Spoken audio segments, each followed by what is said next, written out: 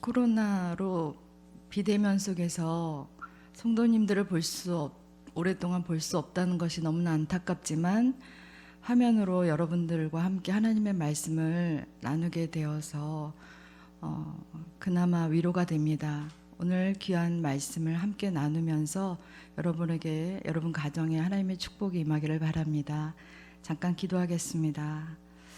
하나님 아버지, 본당에서 예배를 드리는 우리 성도님들과 또 영상으로 예배를 드리는 우리 성도님들에게 긴 코로나 속에서 힘들고 지쳐 있지만 오늘도 귀한 말씀을 통해서 다시 한번 성령의 충만함과 기름 부음이 임하는 귀한 시간이 되게 도와주시옵소서. 예배를 드리는 첫 시간입니다. 마치는 시간까지 주님께서 함께하여 주시길 원하오며 예수님의 이름으로 기도합니다. 아멘. 성령의 은사가 필요한 시대라는 제목으로 말씀을 나누겠습니다. 본문 말씀은 고린도전서 12장 4절에서 11절 말씀입니다. 은사는 여러 가지나 성령은 같고 직분은 여러 가지나 주는 같으며 또 사역은 여러 가지나 모든 것을 모든 사람 가운데서 이루시는 하나님은 같으니 각 사람에게 성령을 나타내심은 유익하게 하려 하심이라. 어떤 사람에게는 성령으로 말미암아 지혜의 말씀을, 어떤 사람에게는 같은 성령을 따라 지식의 말씀을, 다른 사람에게는 같은 성령으로 믿음을, 어떤 사람에게는 한 성령으로 병 고치는 은사를, 어떤 사람에게는 능력 행함을, 어떤 사람에게는 예언함을, 어떤 사람에게는 영들 분별함을, 다른 사람에게는 각종 방언 말함을, 어떤 사람에게는 방언들 통역함을 주시나니 이 모든 일은 같은 한 성령이 행하사 그의 뜻대로 각 사람에게 나누어 주시는 것이니라. 아멘. 지난 시간에는 성령의 기름 부음이 필요한 시대라는 제목으로 말씀을 나누었습니다. 기름 부음의 상태는 어떤 상태입니까? 성령 충만한 상태입니다. 여러분은 성령 충만하십니까? 성령 충만은 예수 그리스도의 영이 임하셔서 우리의 인격과 삶을 인도하시고 다스리는 상태입니다. 성령의 기름 부음의 은혜가 절대적으로 필요한 시대입니다. 많은 사람들이 교회를 올 수도 없고 사람들과 접촉할 수 없는 상태가 되니까 기도도 많이 안 하게 되고 또 신앙도 많이 떨어졌다는 말을 많이 듣게 되었습니다. 이 시간 성령 충만 받는 시간이 되시길 바라며 또한 성령의 기름을 나눠주는 저와 여러분들이 되었으면 좋겠습니다. 우리에게 성령의 임파테이션이 일어나야 합니다. 성령의 임파테이션이라는 말이 무엇인지 한번 보겠습니다. 먼저 성령의 기름 부으심을 받아 능력을 가진 자가 다른 사람에게 그 능력을 전달하는 것입니다. 손으로 안수하거나 손과 손으로 또 손을 가리키는 행위들을 말할 수 있는데요. 기름 부음의 임파테이션의 성경적 근거는 사도행전 19장 11절 12절에 있는 말씀입니다. 하나님이 바울의 손으로 놀라운 능력을 행하시니 심지어 사람들이 바울의 몸에서 손수건이나 앞치마를 가져다가 병든 사람에게 얹으면 그 병이 떠나고 악기도 나가더라. 바울에게 임한 성령의 권능이 그가 소유하고 있던 손수건이나 앞치마에게까지 임하였기에 그것을 가져다가 병든 사람에게 얹었을 때 병이 떠나고 악기가 나갔다는 것입니다. 이런 역사가 저와 여러분들에게도 있기를 바랍니다. 우리 눈에 공기가 보이지 않지만 공기가 존재하듯이 성령님은 우리와 함께 하십니다. 성령님은 보이지 않지만 우리와 함께 호흡하고 계십니다. 우리가 살아가려고 하면 하루 종일 호흡을 해야 하지 않습니까? 호흡하지 않으면 우리는 살아갈 수 없는 것입니다. 여러분이 지금 의식을 하든 하지 않든 무의식적으로 우리는 숨을 쉬고 있습니다. 하루에 몇 번 정도 우리가 호흡을 쉬고 있는지 알고 계십니까? 하루에 21,600회의 호흡을 하고 있습니다. 육체적인 호흡도 하지만 우리는 매일 영적인 호흡을 해야 합니다. 영적인 호흡을 대표적으로 실천했던 사람은 대학생 선교회를 만들었던 CCC를 창시했던 빌 브라이트 박사님이십니다. 그는 세계 복음화를 자신이 죽기 전에 이루기를 갈망하였습니다. 복음의 빠른 확산을 위해 사형리를 만들어 암송하여 전하거나 책제로 제작해 쉽게 읽게 해주었습니다. 사형리는 2000년을 기준으로 25억 권이 배포되어 읽혀졌습니다. 지금은 192개 나라의 CCC 운동이 이루어지고 있습니다. 빌 브라이트 박사는 CCC를 통해 다양한 방법으로 지상 명령을 성취하는 데 힘썼습니다. 1996년에 브라이트 박사는 종교계의 노벨상으로 불리는 템플상을 수여받았습니다. 그 상금에 받은 전액을 세계 복음화와 영적 운동을 일으키는 데에 기부했습니다.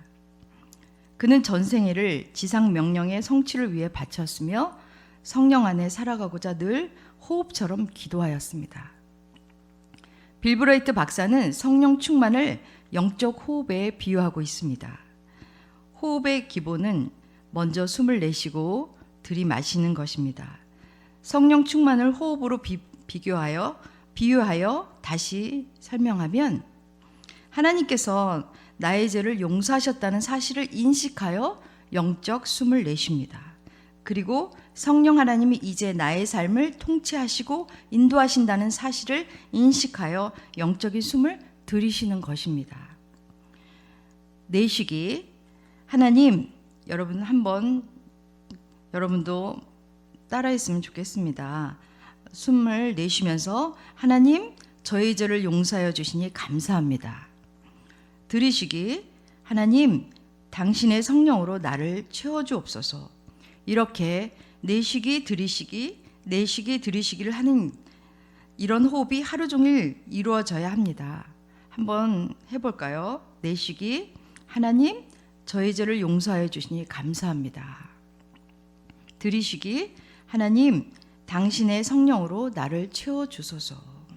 반복하여 숨을 내쉬고 들이쉬기를 할 때마다 의식하면서 호흡을 해보시기 바랍니다.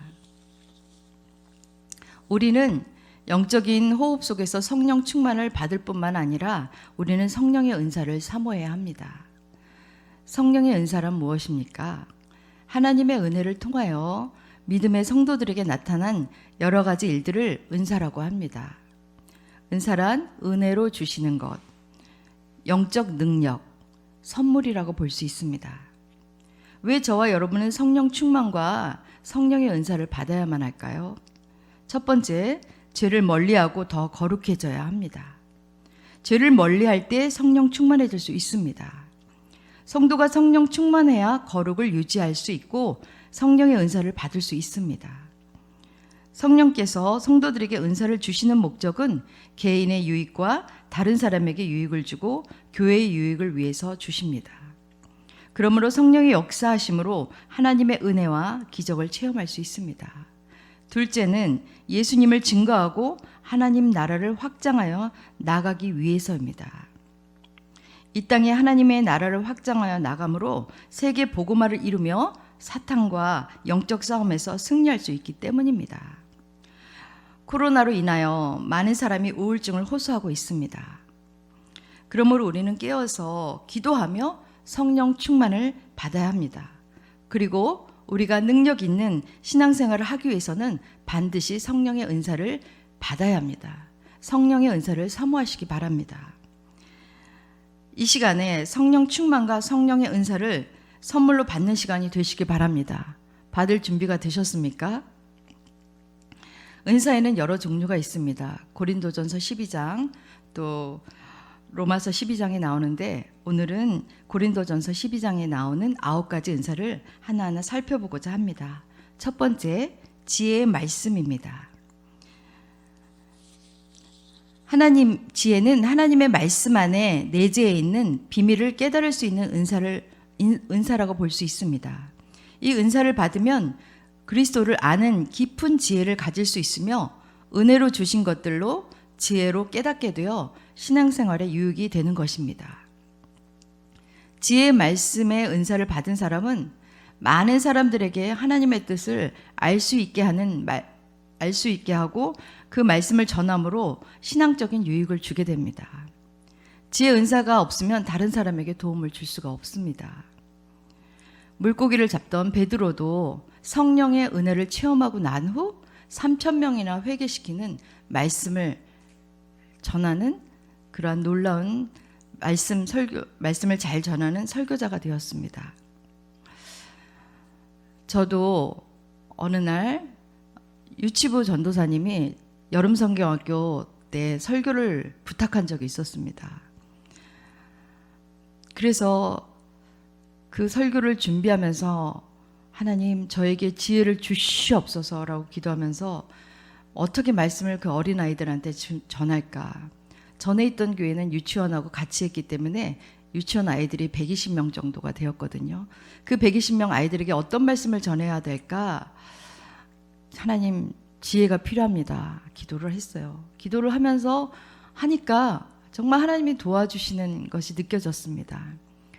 그래서 말씀을 잘 준비했는데 한 가지가 부족했어요. 바로 무선 마이크가 없었어요.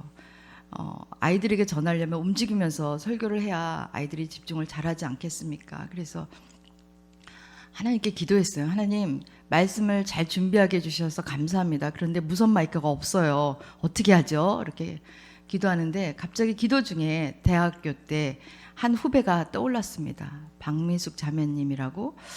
그 자매에게 전화를 해야겠다는 생각이 들어서 전화를 했습니다.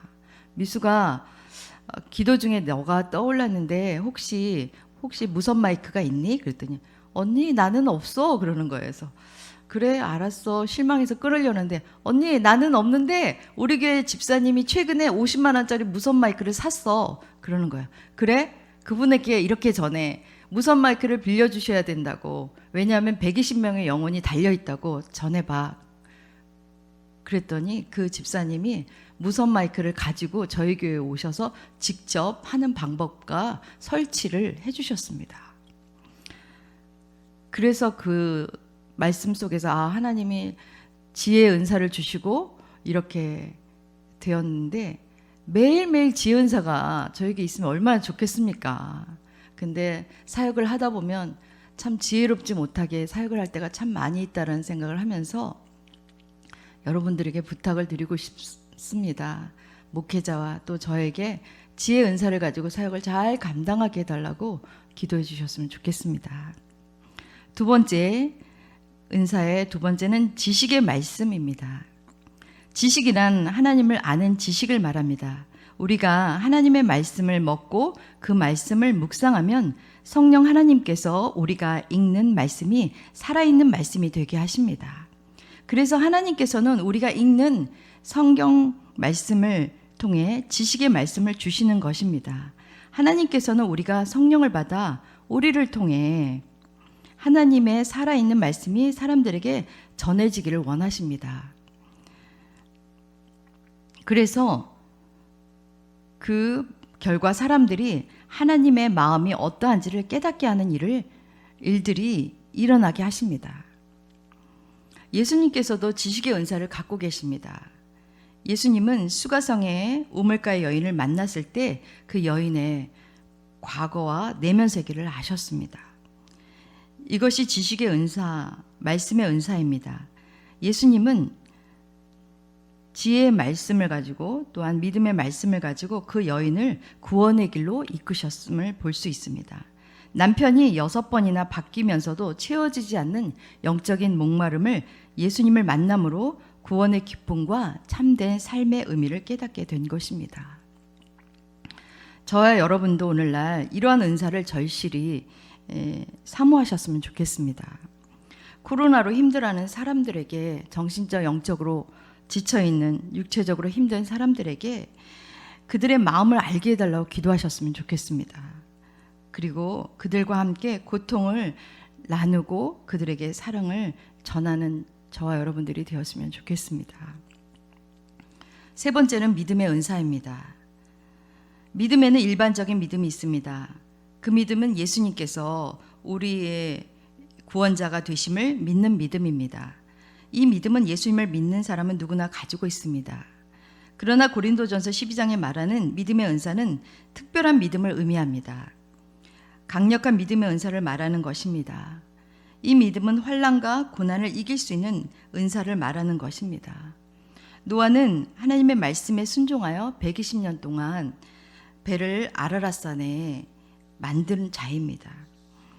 영국의 고아의 아버지로 유명한 조지 밀러도 믿음의 은사를 가진 자로서 그는 믿음으로 수천 명의 고아를 평생 먹여 살린 기적의 주인공입니다. 어느 날은 아이들에게 줄 식량이 떨어졌어요. 테이블에는 숫자와 포크와 나이프, 접시만, 빈 접시만 놓여져 있었습니다. 그 아이들과 함께 오늘은 하나님이 우리에게 어떤 양식을 주실지 우리 얘들 한번 기도하자라고 아이들과 함께 기도를 했습니다. 기도를 마치고 나자마자 고아원의 문이 활짝 열렸습니다. 마침 그 옆에 호텔에서 세미나가 열리고 그랬는데 열리기로 되어 있는 그 세미나가 무산됨으로 인해서 거기에 있던 호텔에 있던 뷔페 음식들이 다 고아원으로 전달이 되었던 것입니다.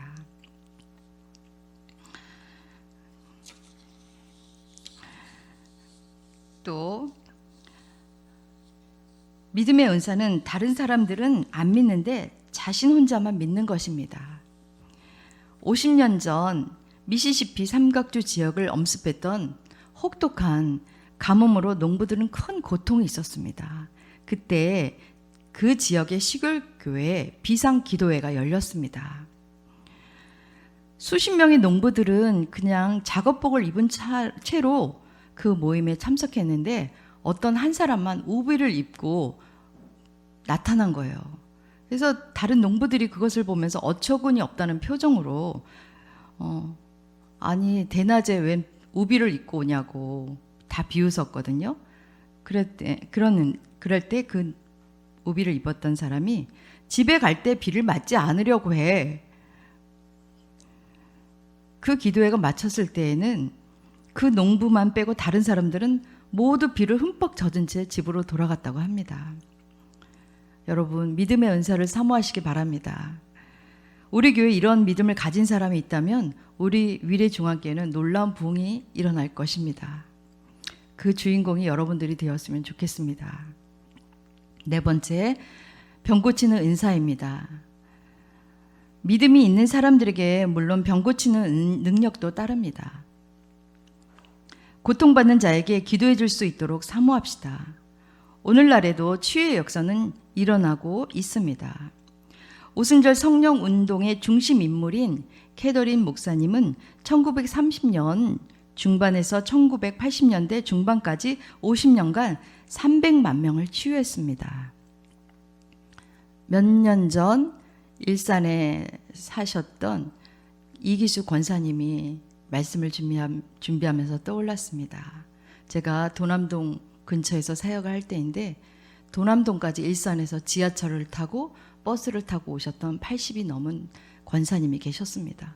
그런데 교회를 오지 못하는 거예요. 몇 주 전서부터. 그래서 전화를 해보니까 허리 디스크로 아파서 올 수가 없다는 거예요. 그래서 제가 신방을 하겠다니까 아프니까 귀찮으니까 오지 말라는 거예요. 병원에 가서 수술을 하려니까 너무 연세가 드셔서 수술을 할 수도 없고 또 한방으로 양방으로 벌침을 맞아도 소용이 없는 거예요. 그래서 집에서도 일어나서 걸을 수가 없고 그냥 방바닥을 이렇게 네 발로 걸으면서 기어 다니면서 활동을 하셨습니다. 저는 가서 그분에게 사도행전 3장을 읽어드렸습니다. 권사님, 오늘날에도 베드로와 요한이 기도하러 성전 미문에 가다가 성전 미문에 앉아있는 안진뱅이에게 금과 은은 내게 없지만 곧 나사렛 예수의 이름으로 일어나 걸으라 라고 했을 때 일어나 걸었습니다. 권사님, 오늘날에도 이런 말씀이 이런 역사가 일어날 줄 믿습니까? 그랬더니 권사님이 눈물을 흘리면서 아멘 그러시는 거예요. 그래서 기도했습니다. 주님, 수술도 안 되고 양방으로 한방으로 벌침도 안 되면 주님밖에 없습니다. 주님 고쳐 주시옵소서. 같이 기도했습니다. 그리고 저는 돌아왔는데 몇 주 지나서 교회를 걸어오신 거예요. 그래서 깜짝 놀라서 권사님 어떻게 된 거예요? 그랬더니 전도사님이 사도행전 3장에 있는 말씀을 믿느냐고 했을 때 제가 아멘 했지 않습니까? 그날 저녁부터 조금씩 움직이기 시작했고 지금은 거뜬히 나았습니다. 권사님의 믿음 때문에 하나님이 고쳐주신 줄 믿습니다. 5번째, 능력이 행함의 은사입니다. 권능이나 능력이 나타나는 은사입니다. 어려운 일이나 고난을 감당하게 하는 힘도 능력의 은사입니다. 예수님이 물로 포도주를 만든 사건, 모리를 걸으신 사건, 수많은 환자를 고치신 사건들, 죽은 나사로를 살리신 사건들, 나인성 과부의 아들이 죽었을 때 그 아들을 살려주신 사건들, 그런 능력 행함이 오늘날 우리에게도 일어날 줄 믿습니다. 왜냐하면 예수님이 그랬거든요. 나보다 더 큰 일을 하리라 라고 했기 때문입니다. 인도네시아에 70년대 큰 부흥의 역사가 일어났는데요. 수백 명의 사람이 죽었다가 예수님의 이름으로, 주님의 이름으로 살아난 기적들이 있었습니다. 이 일로 인해 수많은 불신자들이 하나님의 능력을 확신하게 되어 예수님을 믿게 되었습니다.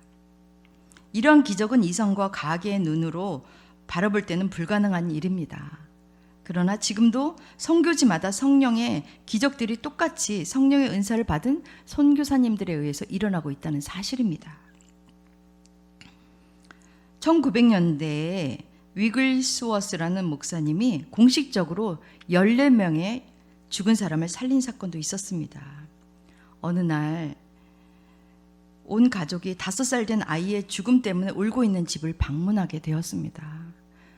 그 유가족을 위로하기 위해서 갔는데 관 속에 누워있는 아이를 보니까 너무나 안타깝고 눈물이 났어요. 그래서 그 위글스워스 목사님은 다 모든 사람들을 나가게 했습니다. 그리고 그 죽은 시체를 벽 위에 번쩍 들어서 벽 위에 세웠습니다. 그리고 그 아이에게 명하였습니다. 예수의 이름으로 사망은 나갈지어다, 떠나갈지어다 라고 기도했습니다. 사망대로 아이의 몸에서 떠나라고 명령했을 때 그 순간 아이가 숨을 쉬기 시작했습니다. 죽었던 아이가 살아난 것입니다. 그러나 이 일을 아무 일이 없는 것처럼 위글스는 조금도 놀라지 않았습니다. 이런 능력 행함의 은사가 여러분에게도 일어나길 바랍니다. 코로나도 예수의 이름으로 떠나갈지어다. 아멘이십니까? 경제적인 위기 상황과 힘들고 절망 속에서 자살을 생각하고 이혼을 생각하고 많은 가정들이 깨지고 있는 이런 상황 속에서 이런 능력 행함을 행하는 저와 여러분들이 되었으면 좋겠습니다. 6번째는 예언의 은사입니다. 예언의 은사는 하나님의 즉각적인 메시지를 받아 전달하는 능력입니다. 구약의 선지자들의 예언은 앞으로 오실 메시아에 대한 예언을 하였습니다. 예언의 은사는 하나님의 말씀을 깨닫고 하나님의 나라의 미래를 이해하게 하고 가르치는 것도 예언입니다. 예언의 은사가 있으면 성도들에게 위로를 주어 권면과 격려하며 그들을 세워주고 힘있게 함으로써 교회의 덕을 세울 수 있습니다. 몇 년 전 어느 권사님 댁에 신방을 갔는데 그 옆집에 28년이나 불교를 믿던 불교신자가 와 계신 거예요. 그래도 저는 예배를 드렸죠. 그분이 가실 줄 알았는데 그냥 앉아 계신 거예요. 하나님의 말씀을 듣고 계셨어요. 근데 갑자기 말씀을 전하는데 중간에 여보시오, 내가 28년 동안 부처님을 잘 섬겼는데 우리 아들이 장가를 못 갔어. 그런데 예수님을 믿으면 40살 먹은 아들이 장가 갈 수 있어? 그러는 거예요. 그래서 제가 장가 갈 수 있습니다 그랬어요. 그 대신 예수님을 믿으셔야 됩니다. 그랬더니 그분이 아들만 장가가면 내가 예수님을 믿겠소 하고 그 다음 주에 교회를 나오셨어요.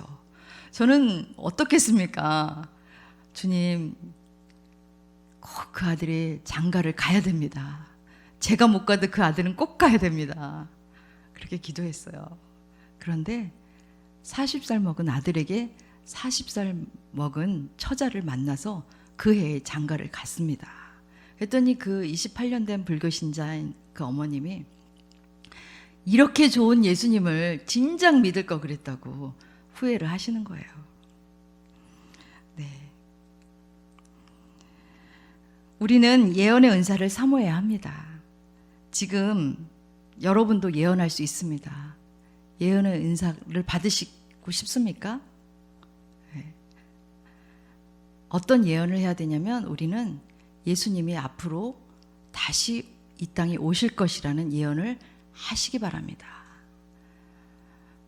예수님이 오실 것을 전하면서 많은 주님을 모르는 자들에게 복음을 전하는 저와 여러분들이 되었으면 좋겠습니다. 7번째, 영들 분별함의 은사입니다. 성령의 역사와 악령의 역사에 대한 올바른 분별은 대단히 중요합니다. 모든 그리스도인들은 진리와 비진리 혹은 의와 불의를 구별할 줄 알아야 합니다. 특히 초대교회 시대에는 성경이 없었기 때문에 이런 은사가 필요했습니다. 지금은 이 은사가 말씀을 통해서 성경 말씀의 기준에 의해서 분별할 수 있습니다. 말씀과 성경 말씀과 같은 것을 말하면 정통이지만 성경 외의 것을 전하면 그것은 이단입니다. 많은 크리스찬들이 신천지에 빠지고 이만희가 구원자라고 생각하고 있습니다.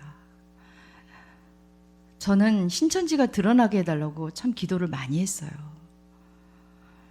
그런데 이 코로나로 인해서 신천지가 온 세상에 알려지게 된 것은 정말 참 다행이다라는 생각을 하면서 이렇게 기도했습니다. 거기에 있는 수많은 신천지에 빠진 자들이 이번 기회를 통해서 다시 교회로 돌아와서 진정한 예수님을 만나게 해달라고 기도했었습니다. 여러분도 그렇게 기도했으면 좋겠습니다. 8번째, 각종 방언 말함. 방언은 영의 언어요. 영이 하나님과 대화하고 말하고 기도하고 간구하는 것입니다. 각종 방언이란 방언이 여러 가지로 나타난다는 뜻입니다. 배우지 않은 언어로 하나님께 기도하는 능력이며 하나님의 메시지를 말하는 능력입니다. 방언은 무엇입니까? 방언을 하면 무엇이 유익이 있을까요? 방언의 유익은 무엇보다도 개인적인 기도 생활에서 가장 크게 나타납니다. 첫 번째, 깊은 기도를 할 수 있습니다. 하루에 몇 시간씩 지속적으로 깊은 기도를 드리는데 방언처럼 유익한 은사가 없을 것입니다. 없습니다. 두 번째, 방언 기도는 중보 기도를 돕습니다. 방언 기도는 다른 사람을 위해서 기도할 때 우리가 그 사람의 처지를 잘 알지 못한 경우 방언으로 기도하면 우리가 미처 모르는 부분을 위해서도 기도할 수 있습니다. 자신도 모르는 위급한 처지에 있는 사람을 위한 중보 기도에는 방언 기도가 매우 유익합니다. 세 번째, 방언 기도를 통하여 우리의 영이 새로워질 수 있습니다. 우리말로 기도해도 물론이지만 특별히 방언 기도는 우리의 영을 평안하게 합니다. 영적으로 꽉 막혀 있는 것 같을 때 혹은 마치 질식할 것 같이 영이 피곤할 때 성령의 위로와 기쁨은 우리의 영혼에 생기를 불어넣어 줍니다. 넷째, 방언 기도는 우리의 믿음을 성장시켜 줍니다. 9번째, 방언들 통역함의 은사입니다. 방언은 통역되어야 그 내용을 알 수 있습니다. 적어도 내가 하는 방언을 알아야 합니다. 방언은 영의 언어이기 때문에 육신의 귀로는 깨달아 알 수가 없는 것입니다. 통역하는 은사를 받는 사람이 해석해 주어야 그 내용을 알 수 있는 것입니다. 방언을 통해 깊은 기도의 세계를 경험할 수 있습니다. 통역은 필요하면 주실 것입니다. 방언은 영의 언어요 비밀의 언어이기에 성령께서 통역의 은사를 주시지 아니하면 절대로 인간의 혼으로 알아들을 수가 없습니다. 그러기에 하나님은 통역의 은사를 주셔서 우리를 더 깊은 영의 세계로 인도하십니다. 9가지 은사를 다 받으시기 바랍니다. 그러나 저는 더 큰 은사를 여러분들에게 소개하고자 합니다. 바울이 가장 크다고 말한 은사는 무엇일까요? 사랑의 은사입니다. 고린도전서 12장 31절 말씀 보겠습니다. 너희는 더 큰 은사를 사모하라. 내가 또한 가장 좋은 길을 너희에게 보이리라. 사랑하고 사랑을 주고 사랑을 베푸는 은사는 더 큰 은사요, 제일 좋은 은사라고 할 수 있습니다. 가장 크다고 말한 사랑의 은사는 무엇일까요? 고린도전서 13장 1절에서 7절에 잘 표현하고 있습니다. 과연 여러분은 자신은 사랑의 은사가 있는지 오늘 말씀을 같이 보면서 자신을 저와 여러분들이 점검해 보았으면 좋겠습니다.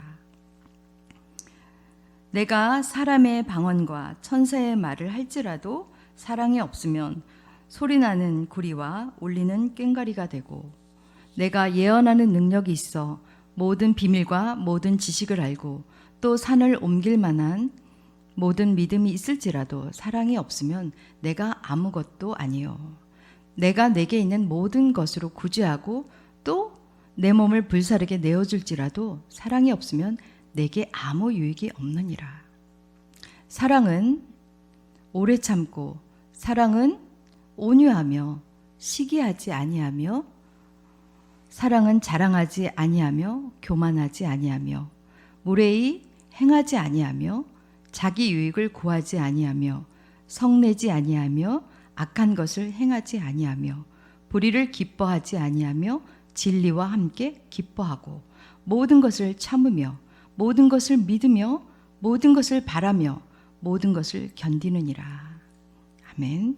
그런즉 믿음, 소망, 사랑 이 세 가지는 항상 있을 것인데 그 중에 제일은 사랑이라. 성경에 보면 가장 큰 성령의 은사인 사랑을 실천했던 분이 계십니다. 바로 예수님이십니다. 예수님은 우리에게 가장 큰 사랑을 남기고 가셨습니다. 십자가에 돌아가시기 전에는 낮에는 말씀을 전하고 밤에는 밤이 맞도록 우리의 구원을 위해서 기도하셨습니다. 그리고 우리를 위해 살다가 우리를 구원하기 위해서 많은 채찍을 당하고 십자가에 돌아가셨습니다. 우리 부모님은 우리를 위해서 낳는 해산의 고통을 겪었지만 그 해산의 고통보다 더 큰 고통을 겪으면서까지 우리를 구원하신 예수님의 사랑은 놀랍지 않습니까? 그 사랑을 받은 여러분들은 정말 귀한 존재입니다. 세상 사람들이 여러분들을 업신여기거나 여러분들이 부족하다고 비난한다 할지라도 여러분들은 주님에겐 가장 소중한 하나님의 자녀입니다. 용기를 가지시기 바랍니다. 그리고 예수님이 십자가에 돌아가시면서도 마음이 놓이질 않아서, 예를 들면 부모님이 먼저 어린 아이를 놓고 먼저 갑자기 돌아가시게 된 경우라면 그 아이를 보면서 죽는 것보다 두려운 것은 그 아이를 남기고 가야 되는 그 아픔이 더 그 어머니에겐 절실하지 않습니까? 예수님도 마찬가지입니다. 주여 어찌하여 나를 버리시나이까 라고 십자가 위에서 기도했을 때는 그분의 고통 때문에 그렇게 말한 것이 아니라, 주님 여기에 남아있는 저 백성들을 남기고 가야 되는 그 아픔이 더 컸기 때문에 그렇게 말씀하신 것입니다. 그리고 우리에게 보내신 분이 바로 성령님이십니다. 성령님을 통해서 우리를 도우시라고 성령님을 이 땅에 보내신 것입니다. 그리고 우리가 성령님을 받아들이고 성령의 충만을 받기를 원하셨습니다. 그리고 성령의 은사를 여러분들에게 선물로 주신 것입니다. 코로나로 지쳐있는 사람들에게 더욱 사랑으로 복음을 전하며 경제적인 위기야 육체적, 정신적, 영적으로 고통당하는 자들에게 성령의 은사를 사용하여 치유하고 기도하며 그들을 사랑으로 섬기기를 원하십니다. 여러분 자신과 가정과 교회와 나라와 민족을 위해 기도를 멈추지 마시기 바랍니다. 성령의 은사와 능력을 가지고 영적 침체를 회복하고 하나님의 나라가 이 땅에 이루어지도록 기도해야 합니다. 다시 일어납시다. 코로나로 예배를 못 드리고 교회를 자유로이 올 수 없는 이 상황이 당연하다고 생각해서는 안 됩니다. 교회 오지 않으니까 편안하네, 영상으로 보니까 편안하네 하면서 처음엔 영상으로 잘 드리다가 이제는 영상으로 예배를 드리는 것도 소홀해지고 가족들끼리 놀러를 가는 경우도 있고 너무 안타깝습니다. 빨리 한국교회가 예배가 회복될 수 있도록 기도해 주시기 바랍니다. 이 강단에서 잠을 자는 것 외에는 강단에서 기도하시는 목사님과 사모님이 계십니다. 또 장로님과 권사님 저녁마다 와서 기도하고 계십니다. 여러분들을 위해서 기도하고 있습니다. 여러분들도 같이 기도하며 다시 영적으로 회복되고 일어나는 저와 여러분들이 되었으면 좋겠습니다. 한국교회가 빨리 회복되고 또 코로나가 하나님께서 코로나가 사라지게 되고 영적인 회복이 이 땅에 하나님의 나라가 이루어질 수 있도록 우리 회개와 눈물의 기도가 저와 여러분들에게 있기를 바랍니다. 기도하겠습니다.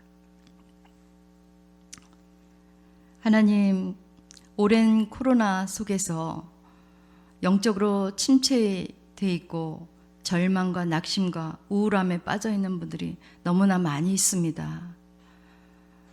사업이 실패하고 또 가게 문을 닫고 사업을 포기해야 되는 상황들, 그 속에서 절망 속에 이혼과 자살과 우울함이 너무나 많은 팽배해져 있는 이 시대에 다시 한번 이 땅에 하나님의 긍휼과 은혜가 필요한 시대에 우리는 살아가고 있습니다. 주님, 저희들의 죄를 용서하여 주시옵소서. 이 땅의 목회자와 그리 기독교인들의 죄를 용서하여 주시옵소서.